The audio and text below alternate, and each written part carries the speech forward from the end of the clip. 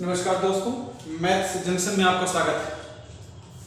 पिछले वीडियो में हम लोगों ने पॉलिनोमियल 1 में देखा था कि कैसे हम लोगों ने पॉलिनोमियल को डिफाइन किया था, कैसे हम लोगों ने कोफिशिएंट को जाना था, कैसे वेरिएबल को जाना था, कैसे उसकी डिग्री को जाना था, कैसे हम लोगों ने क्लासिफाई किया था। इस वीडियो में हम लोग पॉलिनोमियल पार्ट 2 में देखेंगे कि कैसे हमारे पास जो कोई भी एक पॉलिनोमियल है, अगर हम लोग एक स्टैंडर्ड पॉलिनोमियल की बात करें, जैसे ax square plus bx plus c, कोई भी एक क्वाड्रेटिक पॉलिनोमियल है, तो इसका मतलब हो जाएगा कि इसकी कितनी डिग्री हो गई, इसकी डिग्री हो गई 2, यहाँ 2 डिग्री हो गई। और अगर 2 डिग्री हो गई तो इसके जो जीरोस हो जाएंगे वो कितने जीरोस हो जाएंगे, 2 जीरोस हो जाएंगे। या इसको कह सकते हैं कि इसके 2 रूट्स हो जाएंगे, 2 सॉल्यूशंस हो जाएंगे।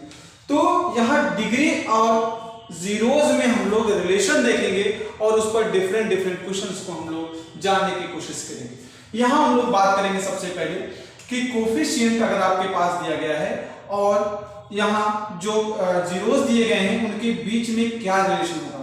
तो यहां हम लोग बात करते हैं, let px is equal to ax square plus bx plus c have two roots alpha and beta. 2 roots हम लोग ले लेते हैं, आप कुछ भी ले सकते हैं। यहाँ आप ए बी दिया गया है, आप यहाँ पी क्यू ले लीजिए या कुछ भी ले लीजिए। अल्फा बीटा लैटिन वर्ड है, alpha beta gamma theta phi xi, इस तरह साई, ये सब जो वर्ड है ये सब लैटिन वर्ड है, इनका यूज हम लोग स्पेशली इस तरह से करते हैं। तो यहाँ इनके जो रूट्स हैं वो अल्फा और बीटा है, इनके जो जीरोस हैं अल्फा और बीटा हैं। और यहाँ जो आपके पास ए बी दिए गए हैं, ये a is the coefficient, b is the coefficient and c is the constant. इनके बीच में क्या रिलेशन होगा, तो यहां हम लोग लिखेंगे जो इसका रिलेशन होगा वो पहला होगा sum of zeros. Sum of zeros का मतलब हो गया alpha plus beta. Alpha plus beta जो होगा यहां इक्वल हो जाएगा जो मिडिल टर्म होगा उसका negative, minus of middle term मतलब मिडिल कोफिशिएंट मतलब b, और यहां आपके पास क्या हो जाएगा b अपॉन a हो जाएगा। इसको दिमाग में बिठा लीजिए कि sum of zeros of any polynomial is the negative of the middle term of polynomial and ratio of the middle term and coefficient of x square. और यहां दूसरी बात करेंगे हम लोग प्रोडक्ट ऑफ जीरोस। यहां हम लोग लिखेंगे प्रोडक्ट ऑफ जीरोस जो होगा alpha into beta is equal to हो जाएगा c ऑफ a। इन दोनों बातों का आप ख्याल रखेंगे, इन दोनों की हेल्प से पॉलिनोमियल के किसी भी सॉल्यूशन को आप निकाल पाएंगे। देखिए कैसे हम लोग निकालेंगे, इन्हीं की हेल्प से। तो कोई भी polynomial ax square plus bx plus c एक क्वाड्रेटिक पॉलिनोमियल दिया गया है, तो जाहिर सी बात है इसके 2 जीरोस होंगे, केवल 2 होंगे, और वो दोनों जीरोस क्या होंगे, अल्फा और बीटा हो जाएंगे। यहां हम लोगों ने लिखा सम ऑफ जीरोस मतलब alpha plus beta is equal to क्या हो जाएगा, माइनस b अपॉन a हो जाएगा। और यहाँ प्रोडक्ट ऑफ जीरोस जो हो जाएगा alpha into beta is equal to क्या हो जाएगा, c अपॉन a हो जाएगा।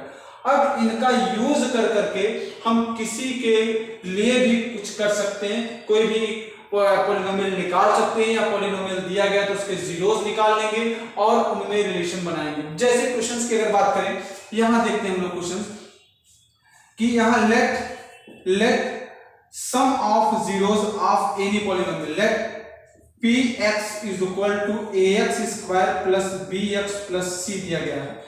लेट द प्रोडक्ट सम पहले लिख लीजिए, let the sum of zeros जो दिए गए हैं वो 4 दिया गया है, और यहाँ जो प्रोडक्ट ऑफ जीरोस जो दिए गए, प्रोडक्ट ऑफ जीरोस जो दिए गए हैं वो दिया गया 1। अब आपको इनके कोफिशिएंट को निकालना है, मतलब आपको पता है alpha plus beta is equal to दिया गया है 4 और alpha into beta is equal to दिया गया है 1। अब आपको यहां से पॉलिनोमियल निकालना है, कैसे निकालेंगे अब हम लोग वो देखते हैं। तो यहां अगर हम लोग इसकी बात करें तो यहां हम लोग इसको लिख सकते हैं कैसे, इसको हम लोग a से डिवाइड कर दें तो b अपॉन a हो जाएगा, और इसको भी डिवाइड कर दें तो क्या हो जाएगा, c अपॉन a हो जाएगा। आप ऐसा लिख सकते हैं, या आप डायरेक्ट यहां लिख सकते हैं कि यहां जो वैल्यू लिखी होती है वो क्या लिखी होती है, b अपॉन a होता है, ये क्या हो जाएगा 4, और ये इसकी वैल्यू क्या हो जाएगी c अपॉन a। तो यहां आप 4 को क्या लिख सकते हैं, माइनस b अपॉन a। अगर इसी पॉलिनोमियल की बात करें तो यहाँ इनका जो जीरोज होता है वो क्या होता है -b/a, और ये दोनों क्या हो जाएंगे, इक्वल हो जाएंगे। और यहां से हम लोग इसकी वैल्यू क्या लिख सकते हैं, c/a लिख सकते हैं। तो b/a c/a दोनों क्या कांस्टेंट है, यहां देख रहे हैं a की वैल्यू दोनों की सेम है। a की वैल्यू तो आपको मिल गई है क्या, 1 मिल गई है। और अगर कंपेयर करें यहां से तो b की जो वैल्यू हो जाएगी वो क्या हो जाएगी, यहां से -b=4 या b क्या हो जाएगा -4। और सेम इसी तरह से अगर कंपेयर करें तो c की वैल्यू क्या मिल जाएगी, 1 मिल जाएगी। अब यहां से आप सीधी सीधी ये वैल्यूज उठा करके यहां पर रख सकते हैं और आपको जो मिलेगा, जो क्वाड्रेटिक पॉलिनोमियल मिलेगा वो मिल जाएगा px a की वैल्यू बेटा क्या है, 1 है, यहां से हो जाएगा 1x² और प्लस b की वैल्यू कितनी आ रही है आपके पास, b की वैल्यू आ रही है -4, तो -4x, और c की वैल्यू जो आपने निकाली है वो क्या निकाली है, 1 निकाल ली है। मतलब px क्या हो जाएगा, x² -4x + 1, यही आपका क्वाड्रेटिक पॉलिनोमियल हो जाएगा। तो यहां अगर आपको दिया जाएगा, ऐसे दिया जाएगा, find the relation between the zeros and coefficient if sum of zeros is equal to 4 and coefficient और उनका जो प्रोडक्ट है zeros का वो क्या है, 1।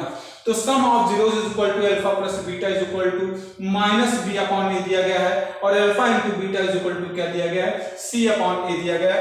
अब आपको इसके जीरोस दिए हैं निकालने, और आपको इसके कोफिशिएंट निकालने हैं, और कोफिशिएंट निकाल करके यहां पुट किए। 1-2 मार्क्स में कब ये क्वेश्चन पूछा जाता है कि if the sum of zeros is equal to this and product of this then find the coefficient या फाइंड द पॉलिनोमियल। तो आप क्या करेंगे, यहां से a, b और c की वैल्यू निकालेंगे यहां कंपेयर कर करके, क्योंकि ये क्या होता है, सम ऑफ जीरोस क्या होता है, आपने यहां फार्मूला लिखा है b-b/a, और प्रोडक्ट ऑफ जीरोस क्या होता है, c/a। यहां से हम लोगों ने a, b, c की वैल्यू निकाल ली और यहां उठा करके पुट कर दिया। अब आगे हम लोग देखते हैं, क्वेश्चंस लिखते हैं और उसके जीरोस निकालते हैं। हमने स्प्लिटिंग मिडिल टर्म बताया कि अगर आपको पहले जीरोस निकालना हो और उनका सम निकाल करके वेरीफाई करना हो। एक क्वेश्चन इस तरह से देखते हैं हम लोग कि find the zeros of polynomial and then find the relation between the coefficient and zeros. Question लिखते हैं।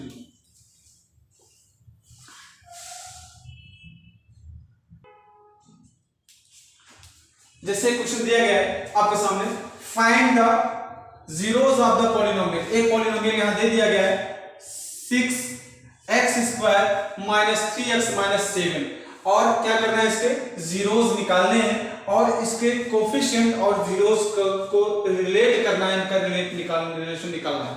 तो सबसे पहले हम लोग यहां जो कर लेते हैं, लेट px = 6x² -3 7x।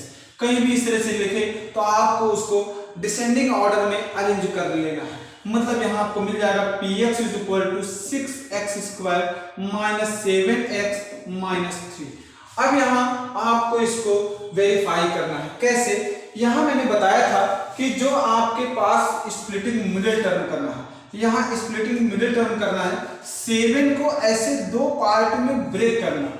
हम एज्यूम कर लेते हैं कि वो जो दोनों पार्ट हैं a और b, इन 2 पार्ट में जो इनका सम या प्रोडक्ट होना चाहिए वो 7 के इक्वल होना चाहिए, और इन दोनों का जो सम या सब्ट्रैक्शन जो होना चाहिए 7 के इक्वल होना चाहिए, और इन दोनों का जो प्रोडक्ट होना चाहिए a इंटू b जो होना चाहिए वो 6 और 3 के इक्वल होना चाहिए।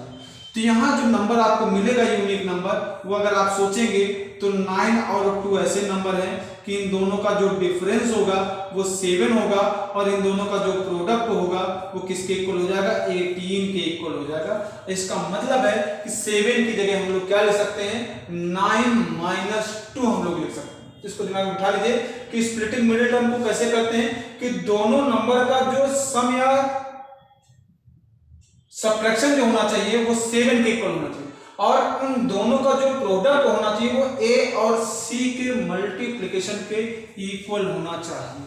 तो यहां हम लोग जो वैल्यू पुट करेंगे, px = 6x² -9 - 2x 3, या px = हो जाएगा 6x² -9x + 2x 3, या px = यहाँ हम लोग कुछ कॉमन ले लेंगे, यहाँ कॉमन ले लेंगे हम लोग 3x, यहाँ 3x कॉमन ले लेंगे तो क्या मिल जाएगा यहाँ से 2x माइनस 3, यहाँ कॉमन ले लेंगे हम लोग +1 तो क्या मिल जाएगा 2x माइनस 3।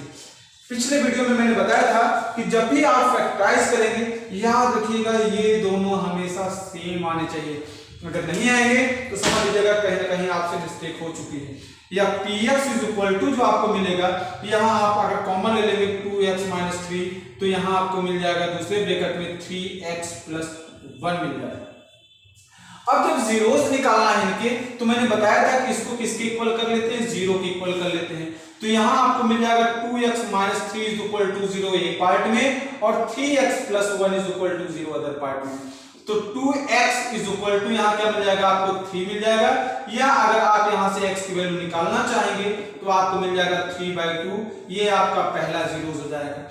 और दूसरा जीरो जो आपको यहाँ से मिलेगा 3x इज इक्वल टू -1 या x इज इक्वल टू -1/3, ये आपको सेकंड जीरो मिल जाएगा। तो यहाँ से एक वैल्यू आपके पास ये अल्फा हो गई और दूसरी वैल्यू आपके पास यहाँ से क्या हो गई बीटा हो गई, यहाँ दोनों जीरोस हो गए। अब यहाँ कंपेयर करेंगे इससे, किससे कंपेयर करेंगे ax square plus bx plus c से, जो px है। तो यहाँ जो a है, a की वैल्यू कितनी है 6 है, b की वैल्यू जो आपके पास आ रही है कितनी आ रही है, b की वैल्यू आ रही है -7 और c की वैल्यू आ रही है आपके पास 3। अब हमको ये पता है कि जो सम ऑफ जीरोस होता है अल्फा प्लस बीटा जो होता है वो किसके इक्वल होता है, -b/a के इक्वल होता है। तो यहाँ -b/a जब करेंगे तो -b का मतलब यहाँ क्या हो जाएगा आपके पास -7 और a की वैल्यू कितनी है 6, मतलब यहाँ जो वैल्यू आपको मिलेगी वो क्या मिल जाएगी 7/6 मिल जाएगी।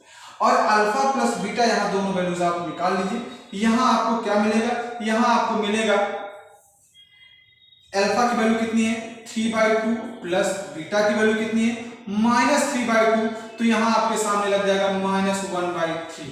अब अगर आप यहाँ एलसीएम ले लेंगे तो कितना हो जाएगा, यहाँ से 9 -2/2 × 3 6 हो जाएगा और इसकी वैल्यू कितनी हो जाएगी 7/6। तो आप देख रहे हैं सम ऑफ जीरोस दोनों तरफ, यहाँ अल्फा प्लस बीटा आपने यहाँ से अल्फा बीटा की वैल्यू निकाल ली है और अल्फा बीटा का सम किया आपने, तो देख रहे जो फॉर्मूला आपने बताया है कि -b/a दोनों के इक्वल आएंगे। और इसी में अगर हम लोग प्रोडक्ट की बात करें alpha × beta is equal to होता है c/a, तो c की वैल्यू यहाँ कितनी है -3 है, यहाँ -3 है और a की वैल्यू कितनी है 6 है, या यहाँ से अगर हम लोग बात करेंगे तो कितना हो जाएगा -1/2 अगर इसको सिंपलेस्ट फॉर्म में। और यहाँ प्रोडक्ट की बात करेंगे तो 3/2 का प्रोडक्ट करेंगे -1/3 में, तो 3 से 3 कैंसिल आउट हो जाएगा और आपको मिलेगा -1/2। आप देख रहे हैं यहाँ पर भी -1/2 है, यहाँ पर भी -1/2 है, इसका मतलब आपने वेरीफाई कर दिया। इस तरह का डायरेक्ट क्वेश्चन आपसे पूछता है कभी कभी एग्जाम में कि if find the zeros of polynomial this and verify the relation between zeros and coefficient. तो यहाँ आधा क्वेश्चन तो आपके पास जीरोस निकालने में है और आधा क्वेश्चन जो आपके पास हो जाएगा वो किसमें हो जाएगा, वेरीफाई करने में जाएगा। तो जब भी आप निकालेंगे तो स्प्लिटिंग मिडिल टर्म से निकालेंगे, उसको स्प्लिट कर लेंगे। स्प्लिट कैसे करते हैं, जो मैंने बताया कि दो पार्ट में ब्रेक कर लेंगे, उन दोनों का सम या डिफरेंस मिडिल टर्म के इक्वल होगा और उन दोनों का जो प्रोडक्ट होगा वो a और c के प्रोडक्ट के इक्वल होगा। तो यहाँ आपने 7 को 9 और 2 में ब्रेक कर लिया। इस तरह से आपने देखा कि इसके जो जीरोस आ रहे हैं 3/2 और -1/3 आ रहे हैं। अब यहाँ से हम लोग जब करेंगे निकालेंगे a b c की वैल्यू जब निकालेंगे तो यहाँ हम लोगों ने कंपेयर किया, a की वैल्यू 6 है, b की वैल्यू क्या आ जाएगी आपके पास, यहाँ से b की वैल्यू हो जाएगी -7 हो जाएगी और c की वैल्यू कितनी हो जाएगी -3 हो जाएगी। अल्फा प्लस बीटा निकाला, अल्फा × बीटा निकाला और वेरीफाई किया तो आपको ये वैल्यूज मिल रही है।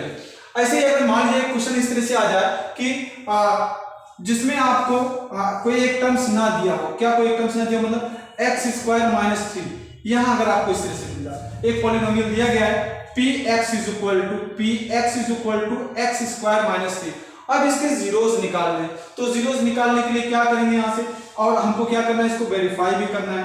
तो वेरीफाई करने के लिए आप देख रहे हैं कि मिडिल टर्म तो है नहीं, मतलब b का पार्ट तो है नहीं, केवल कौन कौन है, a की वैल्यू है 1 और इसकी वैल्यू कितनी हो जाएगी आपके पास 3 हो जाएगी। तो कैसे इसको निकालेंगे, तो यहाँ इसको आपको पहले तो फैक्टराइज करना होगा। कैसे फैक्टराइज करेंगे, यहाँ आप लिख सकते हैं px = x² - √3 स्क्वायर। तो यहाँ आपको दो पार्ट में ब्रेक हो गए, एक्स स्क्वायर इक्वल टू कितना हो जाएगा, यहाँ से आपको जो वैल्यू मिल जाएगी, एक ब्रैकेट में x √3 मिल जाएगा और दूसरे ब्रैकेट में क्या मिल जाएगा, x प्लस √3। अब यहाँ जीरोस निकालना है, कंपेयर कर दीजिए जीरोस से, तो x minus √3 is equal to 0, इसका मतलब x इज इक्वल टू √3 मिल गया पहली बार। दूसरे वाले को जब जीरो करेंगे, x plus √3 is equal to 0, तो x इज इक्वल टू क्या मिल जाएगा, यहाँ से माइनस √3। ये आपके पास एक अल्फा मिल गया है और ये आपके पास क्या मिल गया, बीटा मिल गया है। ये दोनों वैल्यूज को आपने निकाल दी है। अब अगर आप उसको वेरीफाई करने के लिए कहे कि आपको वेरीफाई करना है, मतलब इनका सम निकालना है, अल्फा प्लस बीटा निकालना है, तो यहाँ सबसे पहले आप लिख लीजिए a की वैल्यू क्या है आपके पास, वेरीफाई करेंगे तो 1 हो जाएगा, b की वैल्यू आपको दी नहीं गई है तो 0 हो जाएगा, और c की वैल्यू कितनी हो जाएगी, -3 हो जाएगी।